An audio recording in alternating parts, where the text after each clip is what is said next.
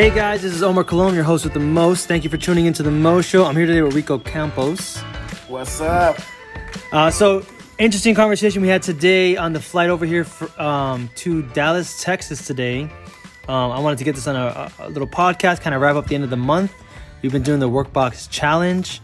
Kelly Foxing kind of got everybody involved with that, with Clem Harold from Clemco AV, from Kelly Foxing Production. So I wanted to bring up this workbox that we've all been seeing. Thanks for all the videos that have been submitted, the photos, all the feedback everybody's getting. I know some of you have contacted me directly, letting me know about the benefits that you've had, or the experiences you've had, and the kind of the positive feedback about thanking and the welcoming of the knowledge shared between all of you guys. Big thank you for the community. To everybody's been out there, and Jamie Jacobs, Eli. Geronimo is posting something very cool for everybody soon, hopefully before this is even posted. And a couple other guys have been sending some photos to me that I'm going to post too. They're all together. They're probably already posted by the time I post this.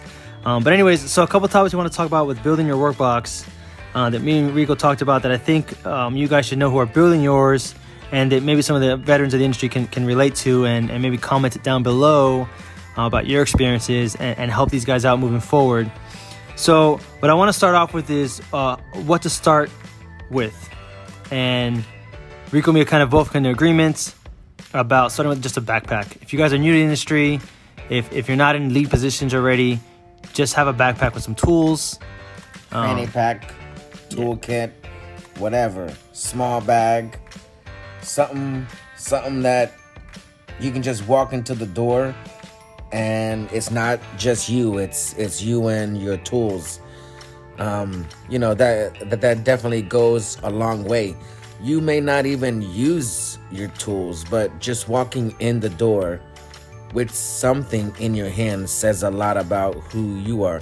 And before we get into your workbox, first and foremost, it's about your appearance. Somebody told me a long time ago that perception is reality. Yep. And you could be the best tech, the best person in the world, but how people view you from the outside is who they are gonna think that you are. So, first and foremost, you come to work, you looking good, you smelling good, you you're smell not good, please. Yeah, you're not you're not trying to be, I should say you need to be presentable. It's like going on a first date. Your first impression is your best impression, and that's what your client, the production company, and your project manager is going to remember you by. Yeah, and touching on that, as far as presentation goes, it's hand in hand with what you bring with you. These are the tools that are representing of who you are as a stagehand or a freelancer, independent contractor. This isn't just something you bring because the clients are providing it. This is something you bring as value to who you are, as well as your appearance and everything else that you do. This is just a value additive that the clients take notice of, and people that are hiring you and booking for you, they notice it when guys come with tools or don't come with tools. I started off with a simple backpack and a C-wrench, a couple little cables here and there, and some tape. I started off with a handbag, something like Eli had, just something real small, something that I had a screwdriver, a tape measure, some work glove, some white tape, some Sharpie, something, real down and dirty, because if you don't have the basics, but you have the $300 Boss a laser level, that doesn't even matter, because you can't even, you're asking for a Sharpie. Oh, hey man, you got some white tape? So don't be that girl and don't be that guy. That's all. That's all I want to say. And I'll add something on that. I brought the C wrench or the monkey wrench, however you want to call it. I brought it so that I didn't have to ask the house for tools, because I wanted to be efficient. But I will mention a Sharpie. I will mention about the Sharpie. Sorry, that this will get you in the door with a lot of the engineers. a lot of us like to have our cables labeled. And if you have the tape and the Sharpie to do it when you come asking me for what I need, I'm going to stick you on doing my signal flow stuff. I'm going to tell you, hey, this 100-foot SDI cable, mark it PJ1 on both ends and run it for me because you're ready to go with it. Why not use what you got? Because I want that done. And that's how I kind of got my foot in the door with the video guys. And every time I see some of these same dudes, that, hey, Omar, come work with me.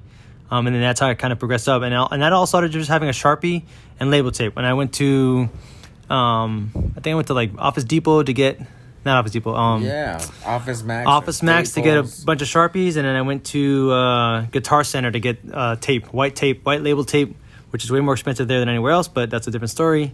And most of that shit is laying on the floor anyway at various hotels. So I mean, it's not like if you don't have the finances, to go out and get this stuff, and you find some stuff, everything that you find, pick up. You know what I mean?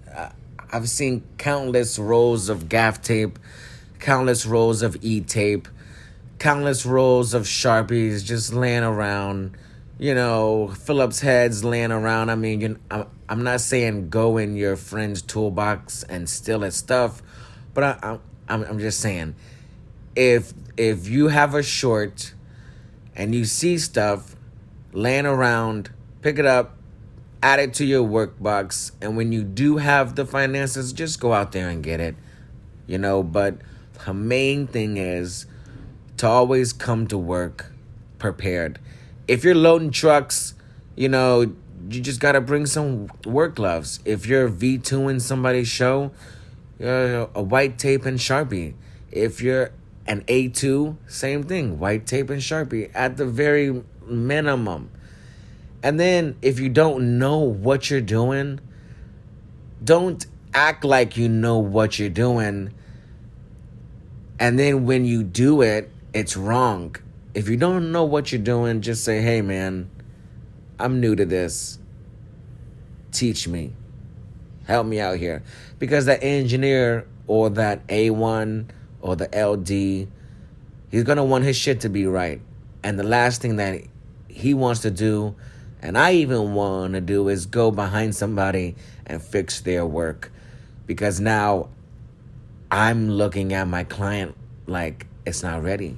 So, and we're getting off subject, but that's about it. No, but I like that because everybody, as you guys continue in this career, if you're new or if you've been doing it, if you've been doing it, you already know the deal. Everybody, you can skin a cat 100 ways. Everybody does everything slightly different. They want things slightly labeled and worded differently. Simple asking is, hey, how do you want me to do it for you? How would you like it done? Most guys will answer your work quickly because they have a method they like and they have a terminology they like to use and they have a way they like things to be done. And just asking that question will get you an answer.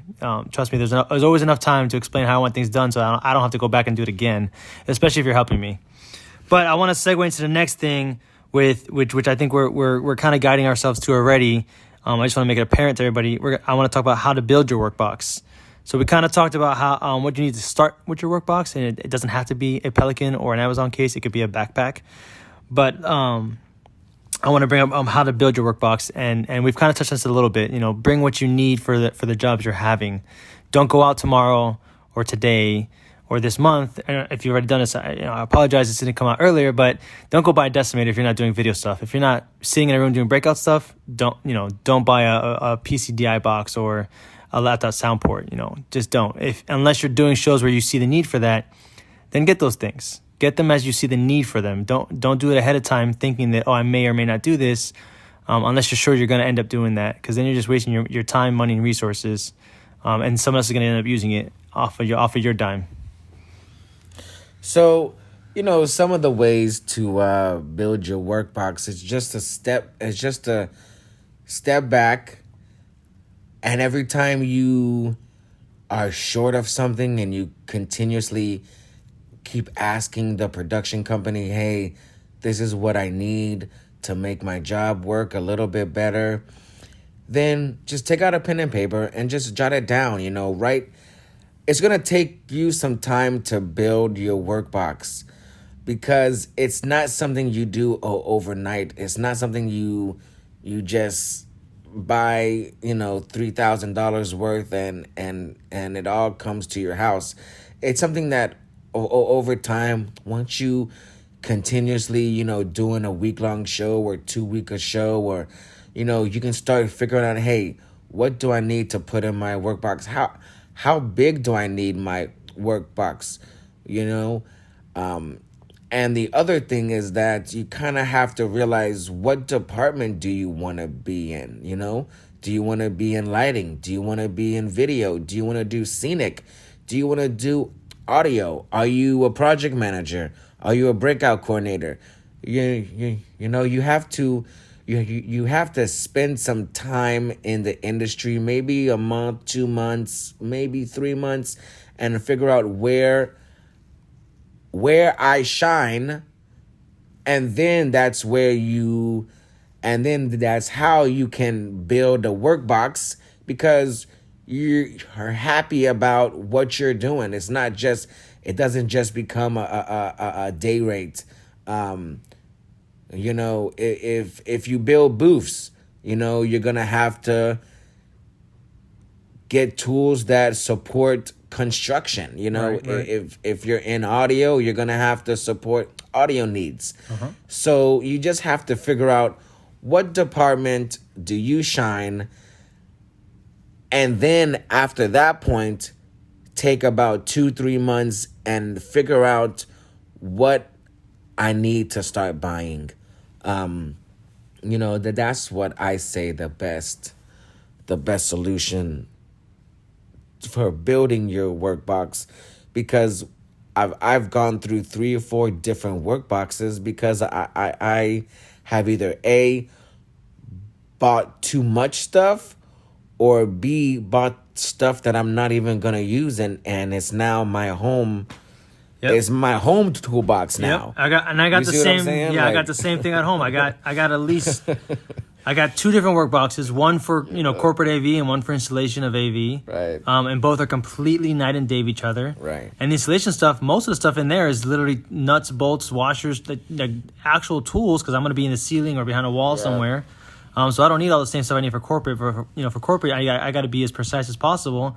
So I have more tools that give me precision work abilities, like the laser, like the self-leveling lasers that I got from you, that I talk about in my video. I also wanted to, I want to bring us back a little bit to tell you that these are tools that you're getting to increase your value as a contractor to your clients, not an additive to what they need all the time. I want to clarify. Me and Rico are talking about things that you add because you're seeing these needs that, on your job sites with your people that you're going with in your circles.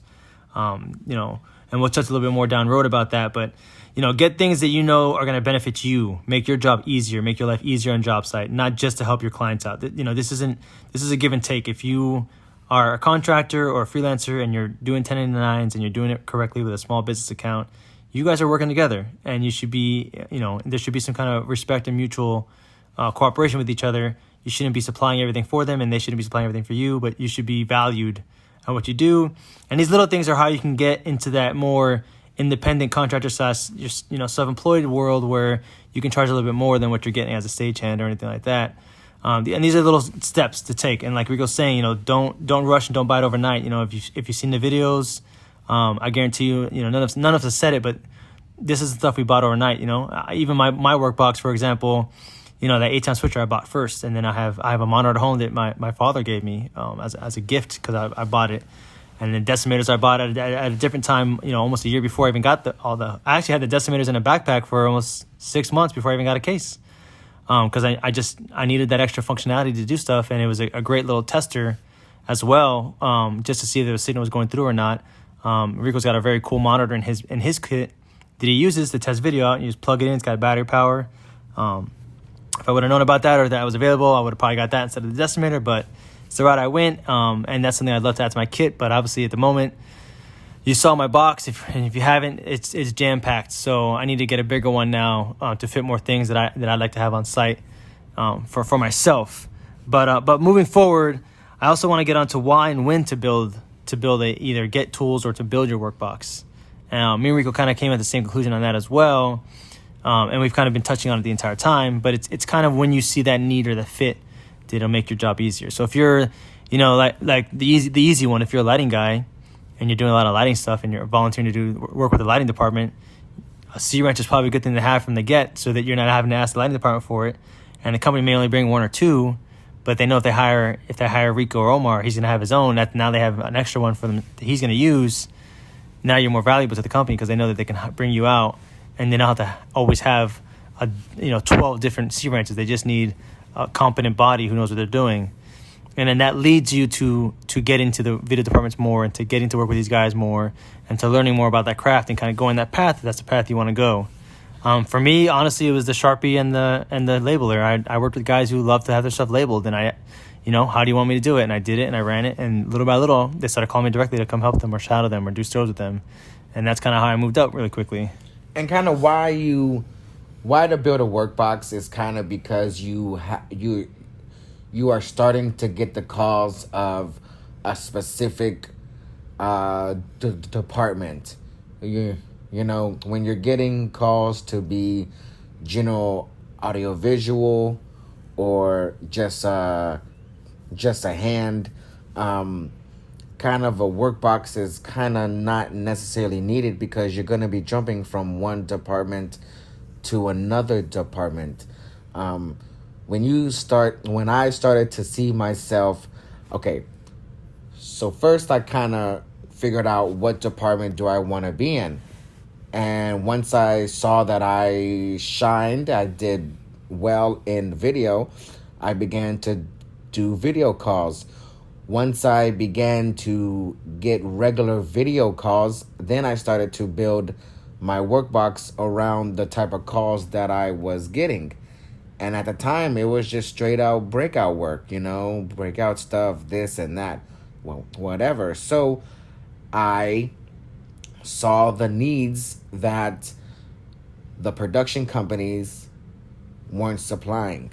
Then I went out and bought my own stuff, because I was just tired of waiting 30-40 minutes to get a converter or to get a cable or whatever it is. So I just decided, hey, if I can get out of here earlier with my own gear, that's what I'll do. But I think our next thing is on the thing that I'm trying to talk about is being undervalued. So, the best thing is just to find a department in which you want to be in, and then you can base your workbox around that department. That's the best knowledge that I can give you on the workbox, is just find the department. Find a home. Once you find a home, put everything in the home that you need, because when you get a call, you're not going to worry about, am I missing or am I lacking anything? And then that way you have a little bit more exposure. And just jumping on what Rico said before we get to the next topic here, when I did breakout stuff, years ago, I've been doing this, 12 years now. When I did breakout rooms, I used to carry a little laptop sound port. I think they call it Raptors or something. I always call it laptop sound port. But, it's always a budget thing. They don't always include it with the packages. But if you're the audio guy that has music playing in his room, dude, you're the hero of the show, because you brought one little piece of tool that costs, $80 on Amazon. Did you just bring with you? All of a sudden, the end client, not even the client that hired you, but the end client is like, hey, my breaker room, blah, blah, that guy was great. I had music playing, I had walk up, I had all these things that things that would make the show great. But because of a budgeting issue, they didn't do it or whatever that case is. But you came in with it. Now your client looks good and the end client's really happy. You're the hero. That's how you get that call for that show next year. Like, hey, I want to book Rico Omar back because they took care of my client, and my client was super happy with their performance. And 9 times out of 10, you're not gonna know why you're getting called back, but it's just the little things like that of, having walk-in music and having walk-out music. That's huge difference. That's the thing that sets you apart from anybody else. Going above and beyond, and meaning not being taken advantage of, but having a leg up will get you farther than just supplying what was rented, you know. And once you start becoming a tech, you start doing shows, and you can see what goes on a show. And then when you get to those little small breakout rooms, you're gonna treat that like a 1500 GS, you know, and people will clients look are gonna at notice, you yep. like, you know, that the project manager's gonna come in and he's nicer to you. The end client is gonna say, "Hey, man, we got food. Go ahead and eat." You know what I mean? So you just always have to always always be a step ahead, and always try to level up. Because if you're not doing that, then you're just gonna be another guy in the industry 20 years from now doing the exact same thing. Which, hey, I know people who are making a living being a stagehand, and they've been a stagehand for 30 years. I know guys who were stagehands for 5 months, and now they're project managers. You know what I mean? So this industry gives a lot, but it also takes a lot. So, you know, just be mindful. And you're a company, you know, treat yourself like a company. You know, Yep. treat the client's gear like it's your gear. You know, if you have 16 lens caps that'll come on a show, send 16 lens caps back. You may not think they notice, but they notice.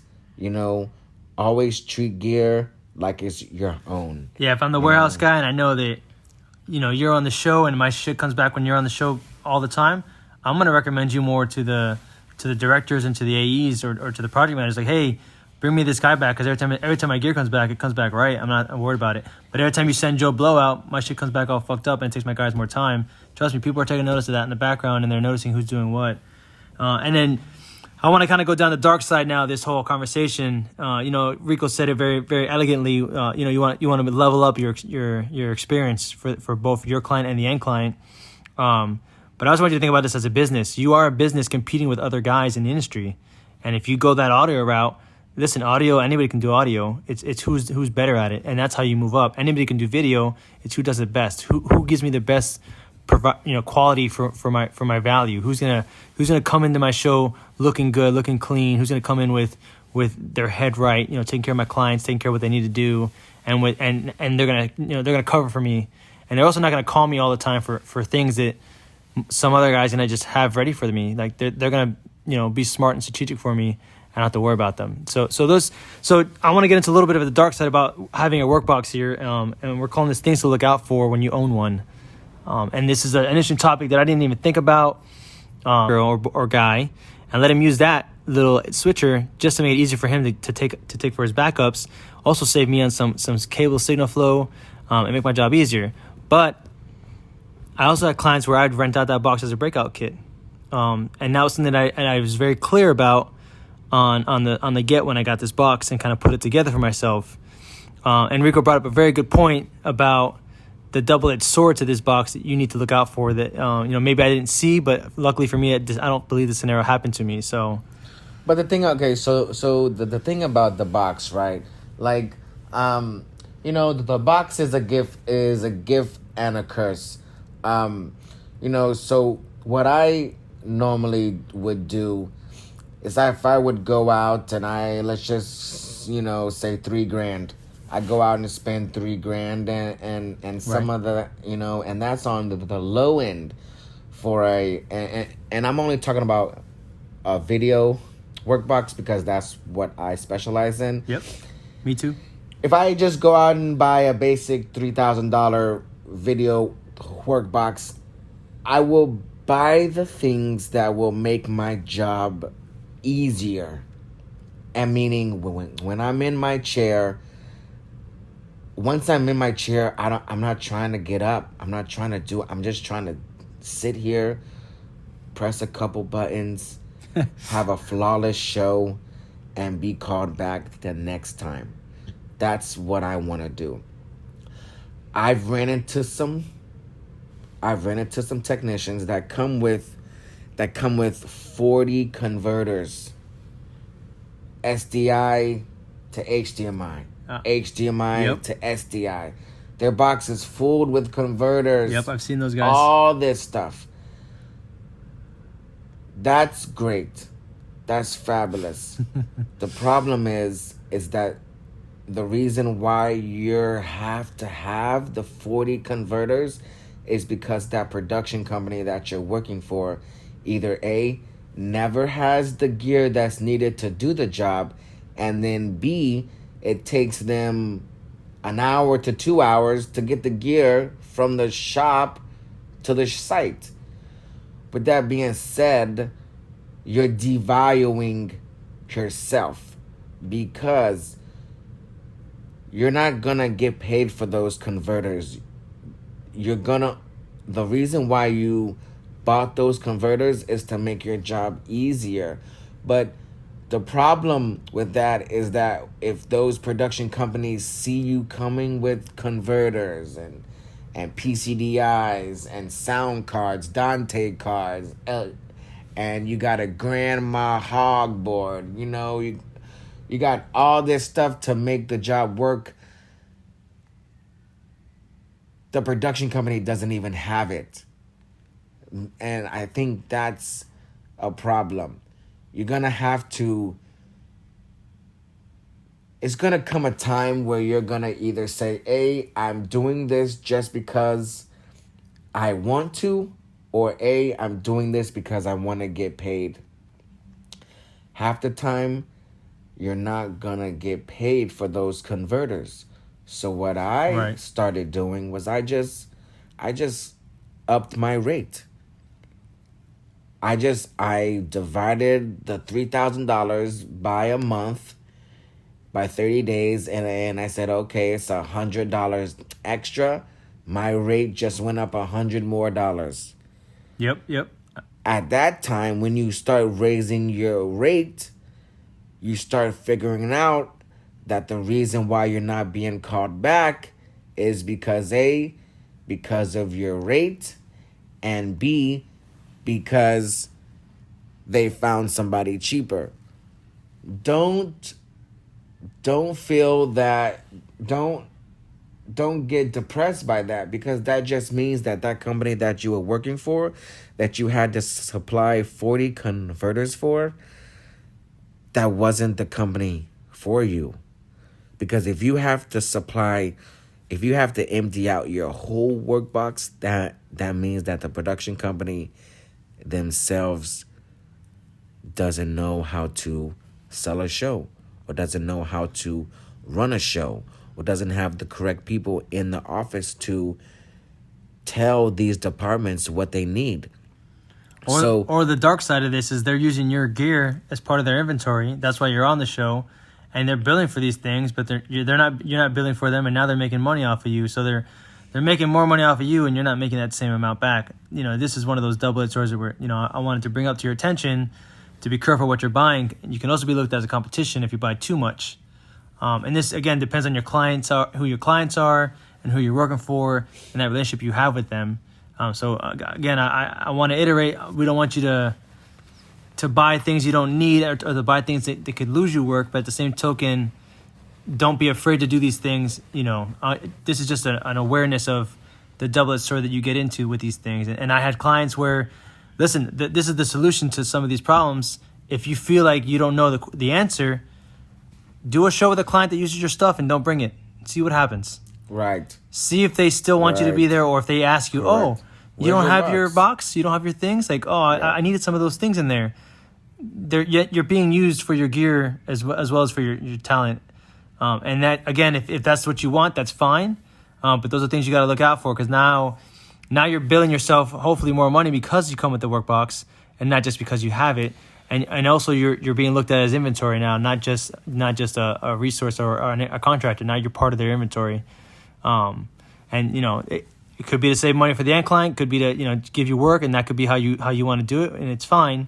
It's things you should know about. And for the guys that are building it out there, I just wanted you to hear this from a professional who's been doing this for longer than me, who's got definitely more experience about these double-edged swords that I didn't even think about until we spoke about them, and I was just fortunate to never run into them. I had some very clear understandings between people that I talked to, and my clients were very receptive of my ideas, and it's helped me out, ever since. So these are just words of advice to you guys. And kind of once you get to a certain level, to a certain peak, you come with a workbox, but you only come with the necessities. I have a field test monitor, I have a level, I have a meter, I have some binoculars, I have a BNC crimper tool, I have a long flathead screwdriver. Those are the things you say, man, like, that's nothing. That's just some simple shit. But it's like, yeah, it is some simple shit, because when I walk into that door, I'm bringing my knowledge, I'm bringing my experience. So my little workbox, has the basic stuff in there, but it's only because I've done this several times and I figured out this is what you need to make it work. And then if the production company that I am working for needs converters, adapters, cables, that's probably not the company that I want to work for, because they're not prepared. How can I make them look good if they don't have the correct gear to look good for themselves? Now they're utilizing my gear to make their company look better. Right. But then when my gear goes down and it's a little 1x6 DA that was feeding the downstage monitors, and that goes out, and when they, live on stage, these monitors are out. Now it's a problem. Yep. Now it's like, whose converters are those? They're my converters. Why'd you use your converters? Why don't you use ours? Well, very good point. Very good point. You see what I'm saying? Yeah. So it's like the smallest things. When you have a problem by the smallest number, it's more of a problem because now they have somebody to blame, Right. and you don't want to be that scapegoat, And if you have clients that you're doing their shows and you're supplying your gear, you just have to, as a A1, as a LED, as LD, and as a video guy, you have to make sure that your shit works. Because if it doesn't work, then that's your freelance career has burnt a bridge, and now your production company has burnt a bridge. And we all know how small this organization is. It's a very tight-knit community, and once things get to talking, then you find yourself on the outside trying to work your way back in. So more is never a good thing, but less is just perfect. And I'm going to play devil's advocate here just for a second. Imagine if I'm, one of those big house companies, and Rico's someone I hired out. He just mentioned from his toolbox things that I actually, at this point in my career, expect a video engineer to have. And again, I'm not saying the AV companies don't supply these things. They might own some of it or have some of it, but they've got multiple shows going on. So that might have gone to one show, and it's like, hey, I only have one pair of binoculars that went out to this show already. But if I hire Rico for this other show, I know he's gonna have his own, so we'll be good to go. And that makes me more confident in his ability as a projectionist for that show, because I know he has the right tools to do the job correctly. Versus I hire a projectionist that comes with nothing, and he's struggling because he can't see the distance, or he needs to, it's going to take me longer to level it because I have nothing to level it. It's like, okay, but I thought you were a professional. I thought you would have some of this stuff.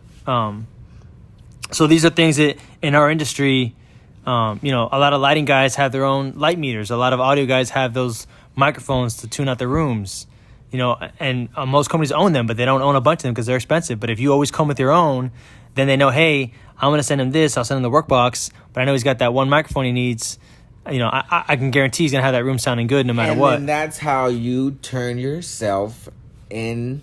You turn yourself from a small breakout audio tech to a general session audio tech.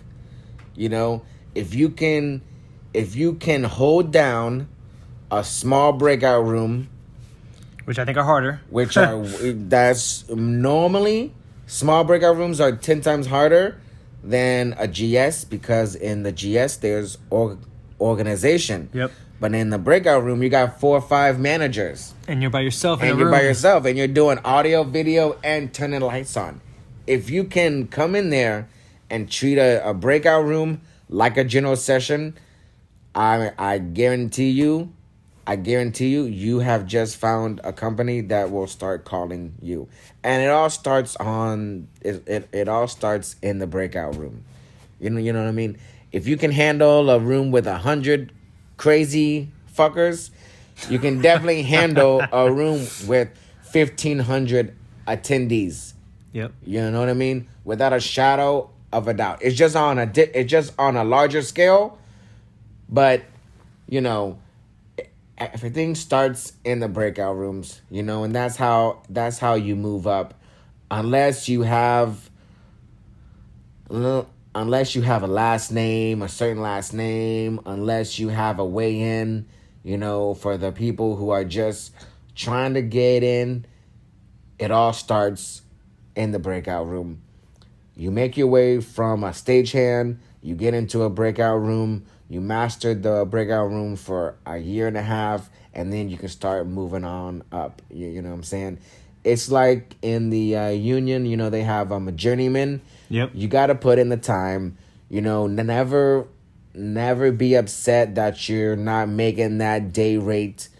Because look, if you are willing to take the long route, it'll be better for you in the long run because you'll have more stability. But if you just want to jump in and you're just motivated by the money, then your career will have a short lifespan. And for anybody who's been, who follows me obviously on AV Educate, we're always sharing knowledge. The community is always sharing knowledge, and that's great. And it's a big part of the puzzle, being prepared for what's to come. Knowledge definitely prepares you for that, opens your eyes to new things, programs you to think differently, opens doors for you. But nothing trumps experience either. Experience is the other half of that equation that you need. There's just things that if you can learn about it and make sure you remember it when the time comes, you're better prepared for it. You'll move quicker in the industry.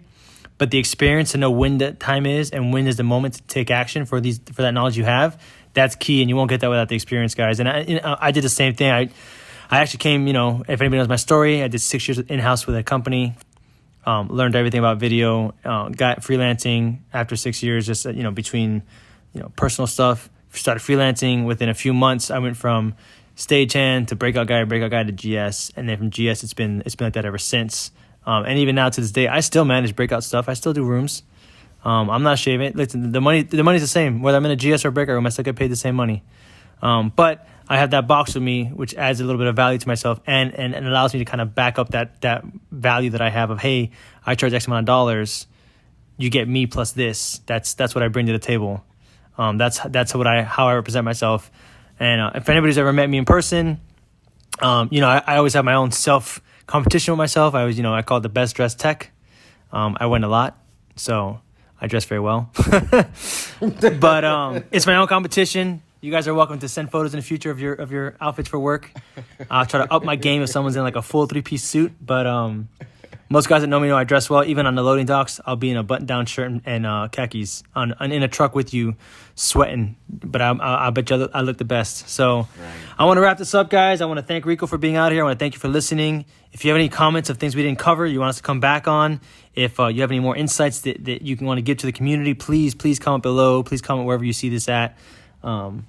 I think we get a lot of good information here. I think this whole month has been awesome. Thank you for everybody who was involved in this month. Thank you so much for showing these videos, the pictures, for all your comments and feedback. This has been great. I wish when I had started mine, I would have had some of this stuff myself. So I'm glad for anybody who's tuning into this that they got the opportunity. Before I wrap it up, though, I want to give the floor to Rico one more time, see if there's anything that I've missed or anything he wants to mention to you guys before we close this up. So I just want to say, if anybody knows me, there's a couple people that know me in the industry. I kind of try to stay in my lane, but I still know a lot of original gangsters in the industry. And one thing that I can say is that, look, I started as a general manager in valet, managing about 300 people. There was a time in my life where I stopped that and I needed to do another thing. I couldn't do that anymore. So I started working at PRG's warehouse when they first started opening the video department. And I did a lot of bullshit. I did a lot of bullshit, man. I fixed cables. I barcoded cables. I mean, I did a lot of bullshit. But one thing that I can say is that stuff. If you stick to this industry, if you give it your all, you can make a career out of it. You can make a career out of it. You can support your families, and you can live a great life. So shit might be hard now. Work might be scarce. You might be fighting people over jobs. But here's some insight. If you stick with it, if you stick it out, if you follow the guidelines that you see people that are doing well, if you follow those guidelines, one day you could be that guy or that woman. So never get hung up and say, why am I not here right now? It's not gonna be right now. It's gonna be when the time is right for you. So that's the things that you have to always hold on to. Start off looking good, smelling good, having tools. That's half the battle. Everything else is downhill from there. Again, guys, thanks for tuning in to the Mo Show. This is Omar Colom. Pleasure to have Rico with us today. I hope, again, you guys got tons of information from this. I hope you got tons of positive insights and also some cautionary tales for yourselves and for the future. Again, this podcast is kind of random, and we do it when I feel like doing it because I'm a busy guy. But thank you again for tuning in.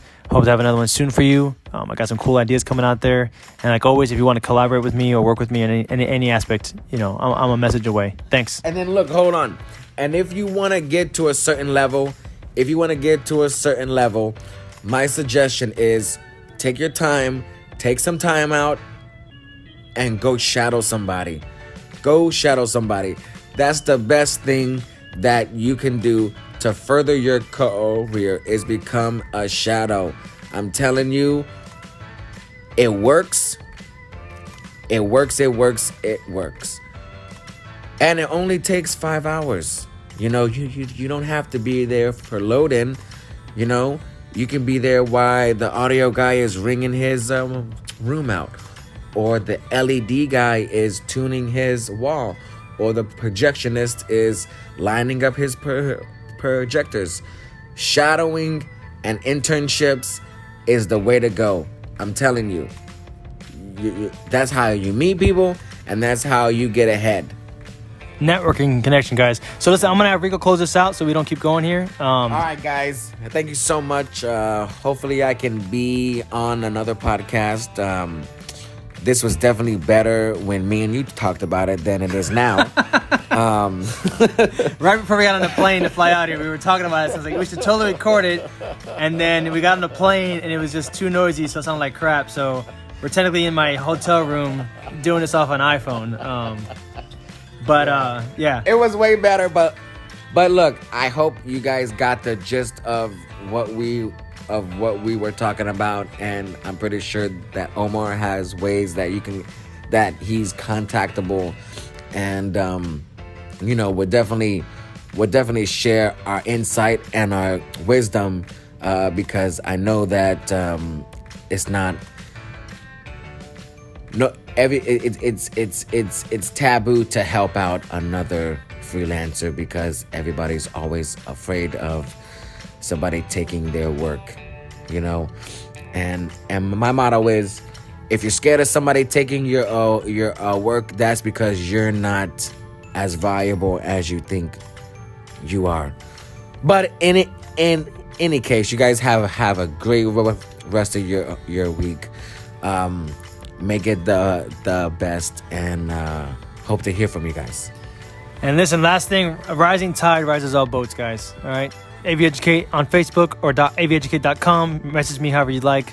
Omar Colom. You can find me on Facebook pretty easily. Thanks again, guys.